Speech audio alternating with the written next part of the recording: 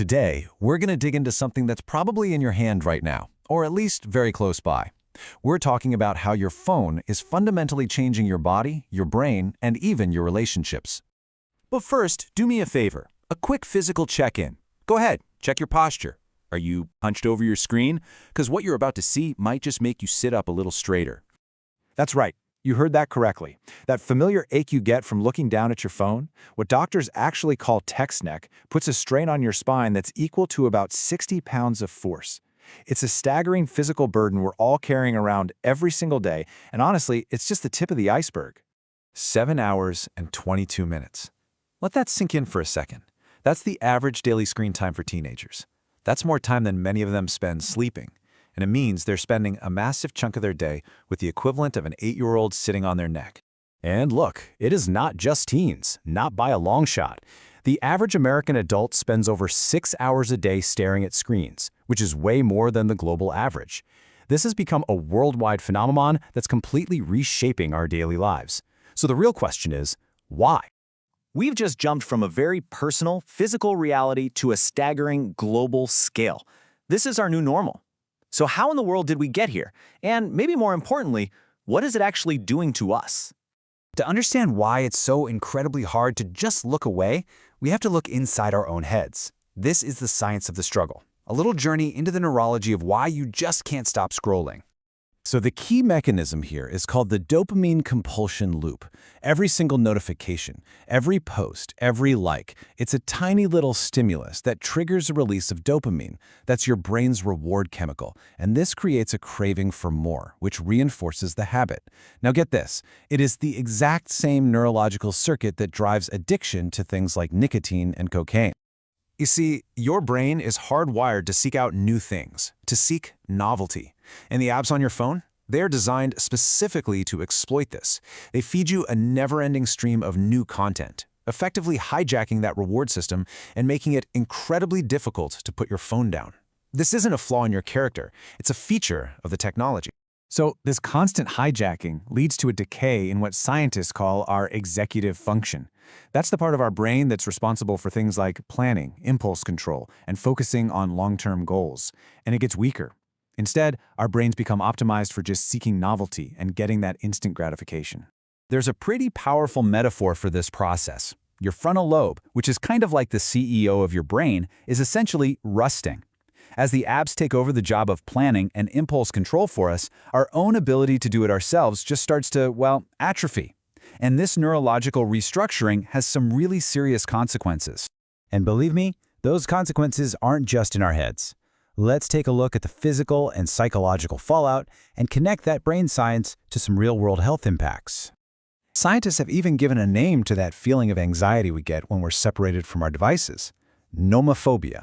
That's N-O mobile phone phobia. It's a recognized psychological condition that describes the profound fear of being without your phone. And the symptoms are intensely physical. When people are detached from their phones, they can experience serious anxiety, shaking, sweating, agitation, even a rapid heartbeat.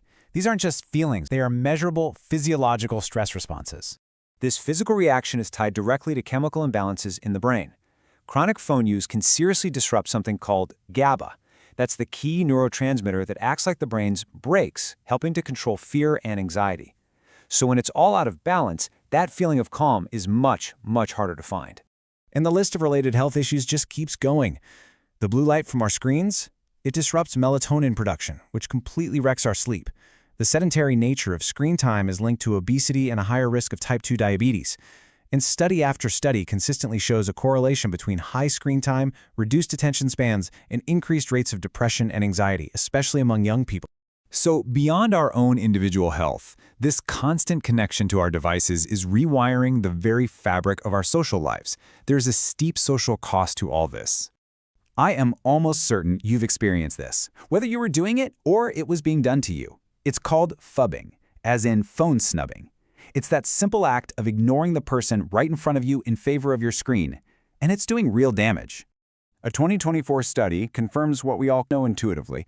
Partner phubbing leads to feelings of being ignored and a lack of intimacy. It directly degrades the quality of our most important relationships.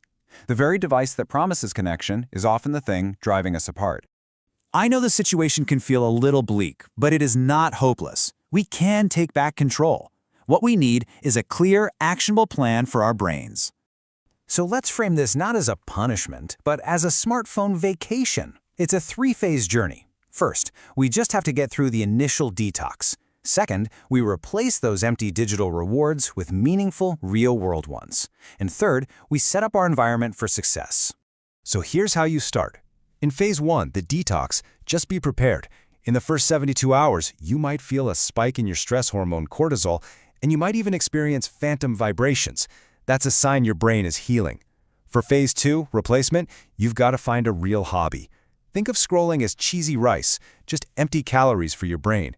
You need to replace it with broccoli, a challenging, real-world activity that gives you lasting satisfaction.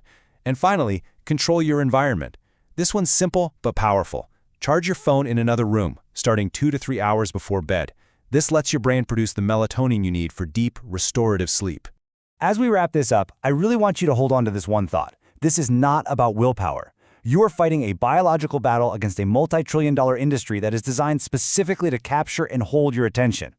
Understanding the science is the absolute first step to winning that battle. So now you have the knowledge, and you have a plan. The key isn't trying harder, it's training smarter. The power to make a change is right there, in your hands, and I don't mean in your phone. The only question left is, what are you going to do with it? Did you find it interesting and helpful? Please subscribe to our channel for more insights on modern-day issues and simple solutions.